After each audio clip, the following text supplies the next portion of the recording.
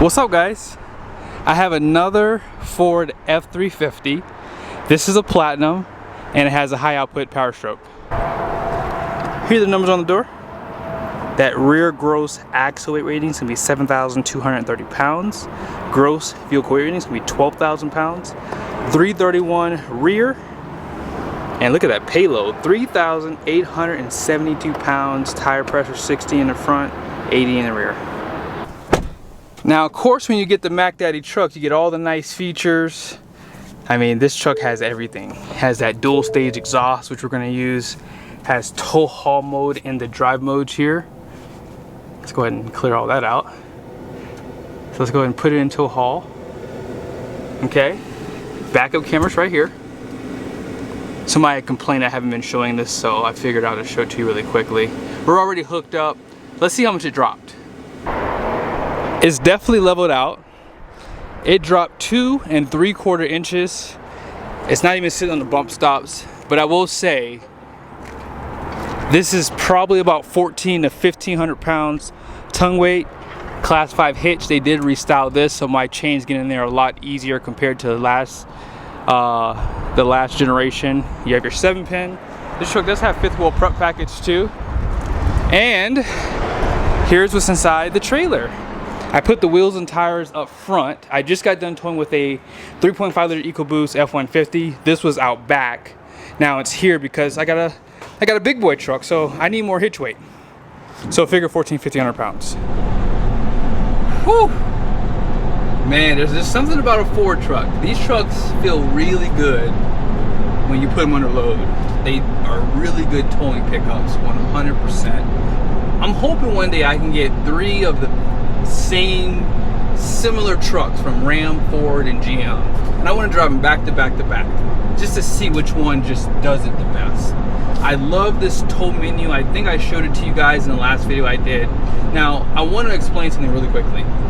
You diesel owners need to learn how to use your equipment, and here's what I mean by that. If you are someone who has this truck, you cannot just cruise in the city with this. You have to get this thing on the highway. You got to get this DPF hot. I literally had to put $40 of fuel in this thing, drive it 15-20 minutes off the road, and then come back to where my trailer was because the DPF was at 95% with the check engine light. So I said, oh heck no, I cannot believe round 2. Like, so diesel owners, you got to drive these trucks on the highway. I mean, they get decent fuel economy. You know, if you have to go on a trip or something, take your truck. Get this thing low. So it's at 50% right now, and when I got to the trailer it was at 65, so it's already dropped another 15%. And all I did was just get on the highway and just drive it. There's no lights, so I got it nice and hot.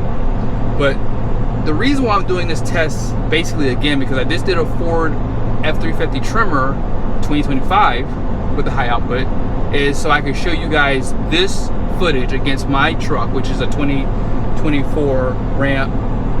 I don't have a Ram. I have a GMC, by the way. I have a GMC Sierra 2500, and no, I'm not buying a Ram. But yeah, I have the Derringer. I have the cold air intake, boost tube, turbo inlet. So my truck is not stock, but this being the high output power stroke, my GMC is technically a high output Duramax. So this is not a test to say that my truck is better than Ford, because obviously my truck is modified. I just want to show you guys the comparison. Can these trucks hit 80 miles an hour? That is the goal here. That's what I'm trying to do. Now I get it. I'm not telling anyone to tow at 80 miles an hour. This is a test.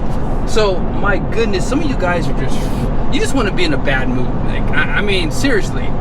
This is a test to see if they can actually do it. You know why? Because I have not had a truck hit 80. So, well, no, that's not true. I did have a 2022 standard output power stroke hit 80. Okay, so that's the only truck that did it. Now, I will let you guys know what the density altitude is, because my Draggy gives me that information. I just never paid attention. So I'll let you guys know. Now, it's 90 degrees, it's hot. So we'll see how this one does. We're sitting at 205 for the engine coolant, 208 for the transmission. Actually, let's switch cameras so you guys can see all this. This is probably one of the only trucks that you can drive with your knees going around curves at 70 miles an hour. Just saying. You guys see right there? The temperatures. I love what Ford does. They give you such a nice readout for all this. All your temperatures, your diesel measurements. You guys see that DPF is at 50%. My DEF level is at 81%. My boost is at 23. We are climbing the whole way. So we're at about, well, we were at 4,000 feet. Actually, this truck I think tells us. Let me see if I can find it for you really quickly. It's really windy today too. Like the wind keeps going up and up and up today. So we are at 5,052 feet, and that's just going to keep going up because at the end of this, if I remember to show it to you, we'll be at like 6,950 to 7,000 feet basically. So it's pretty high. But yeah, this truck has great power, wide open throttle. Whew, man, you can feel that boost come on too. It comes on fast, not much delay. This truck has some of the best cooling. The turbocharger's cooled, and yeah, I think probably has like 40 gallons worth of coolant. I'm just kidding, it's probably not that high, but it's probably not too far from it. So here are the tires, Bridgestone Dueler ATs. It's gonna be an LT 275 6520, so it's like 34 inches tall. 3,750 pounds of capacity at 80 psi. Load range E. And I do like these wheels. They have a matte finish for 2024 plus trucks, and they look good. Now, I want you guys to see, hopefully you can see this. If you can, I'll just call it out to you. So this is my draggy. This is what I use to get my 0 to 60 runs. So it says here, density altitude. I gotta give my friend Matthew Anderson a shout out. He teaches me more about transmissions and this type of stuff because he obviously knows I don't know what I'm talking about half the time, so he always helps me out here.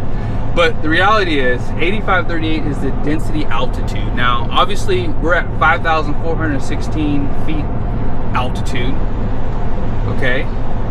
And the reason why this is important is because obviously the temperature, being this high up, the air is thinner, and a lot of other variables go into this too, which is why these trucks don't perform as good as you expect them to. Now, in the wintertime, they perform great because you have the cooler temps, and so you don't have and run into these issues of potentially overheating these trucks. Again, I've already overheated 2 trucks going up this grade. Sadly, they're both Fords too, by the way, but the other ones got hot. The best one so far has been the GMC Sierra 1500. The 5-liter Coyote did good too, actually, by the way. That truck didn't overheat. But the reality is, you know, we're at 5,500 feet for the elevation. It's crazy. So for this, it's still showing 85, even though we keep going up and up and up. I was wondering if it would drop a little bit because the temperatures dropped 3 degrees. So when we get to the grade, I'll let you guys, again, of course, see all the temperatures, and then we'll drop down to 50. That's been my benchmark. The reason why I dropped down to 50 miles an hour is because when you're driving in the real world, since some of you guys drive in La La Land, when you're in the real world, you get stuck behind trucks all the time. So the reality is you're going to have to drop down, and so this is the best, you know, test to see how quickly the truck can get back up to speed. That's the goal of the test. Like this is a test. I'm not driving somewhere. So if I was going somewhere, I probably wouldn't do it. Although I probably still would do it to piss some of you guys off. But regardless of that, that's why I slow down, because you are going to hit trucks towing a trailer, especially if you're towing a big one. You might have to stay in the right lane sometimes, and then when you have a chance to pass, you can jump over. So just keep these things in mind. We should be to the grade in about a couple minutes. Let's go ahead and switch cameras so you guys can see how the truck does. Speak of the devil. I mean, it hadn't been 30 seconds since I switched cameras, but I just want to show you really quick. Look at all these trucks. You see this? This is the real world. My goodness, if that couldn't have come any quicker, 30 seconds, literally had to jump over to get around all these trucks. Prove my point again. All right, guys, I'm excited to see what this high output power stroke's gonna do. The standard output power stroke, I did a video for 2022 that did amazing. Let's see how this one does. It's hot today. We'll figure out if this density altitude is gonna really affect this big boy engine. 500 horsepower, 1,200 pound-feet of torque, 10-speed transmission, 331 rear. Let's see how it tows. All right, we just made it to the grade. Here we go.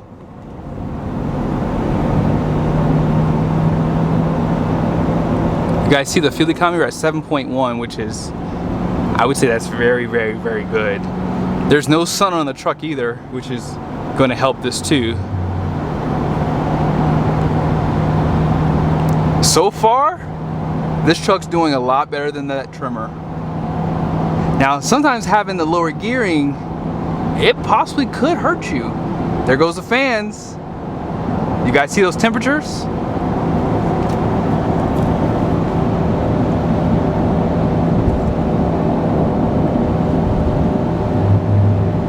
We're at 75 miles an hour. My goodness.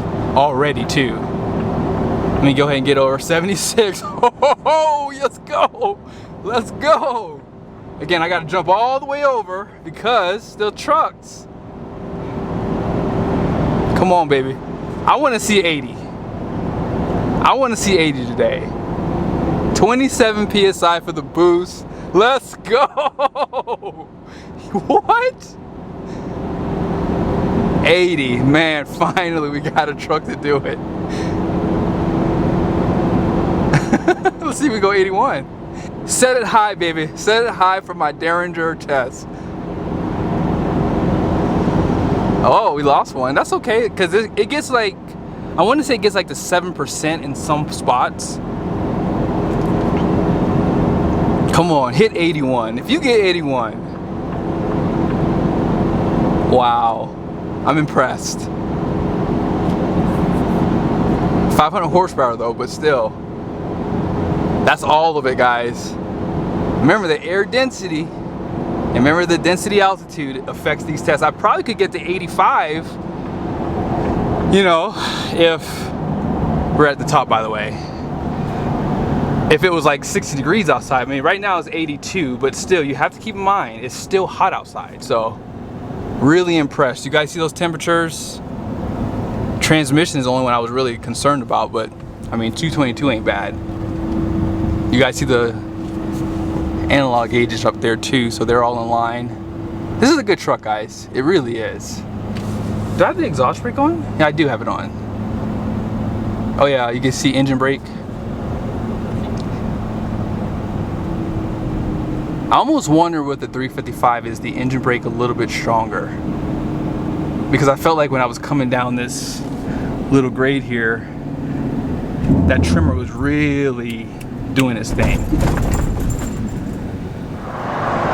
Hopefully you guys can see that axle's at about 170, 175 is what I was seeing.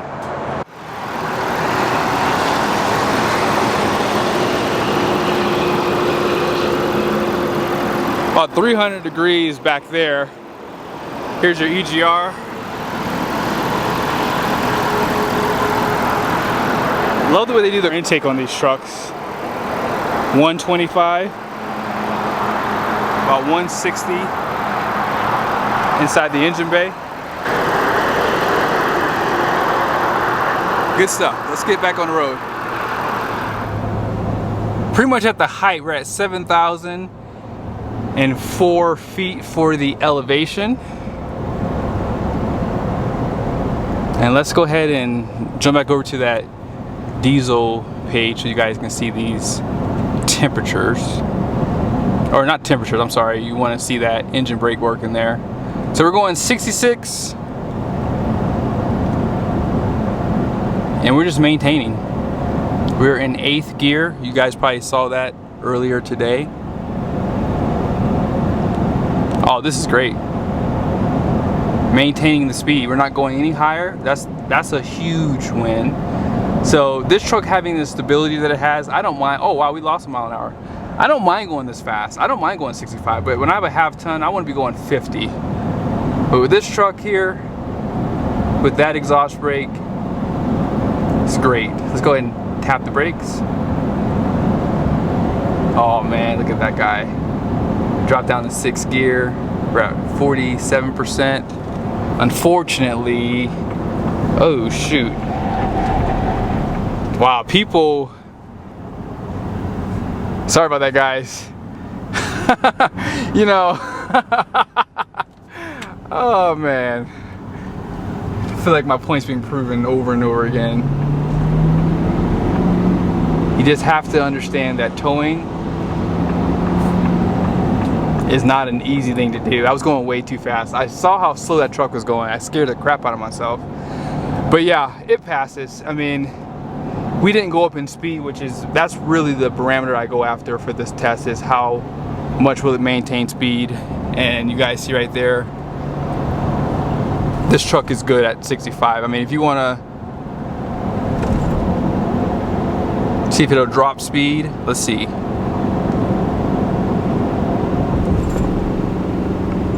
It's not stronger than Ram's, but it's definitely working a lot better than it did compared to the 2022 and earlier pickup trucks. Here we go.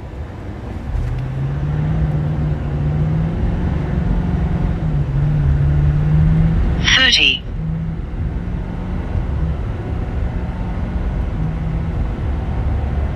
$60.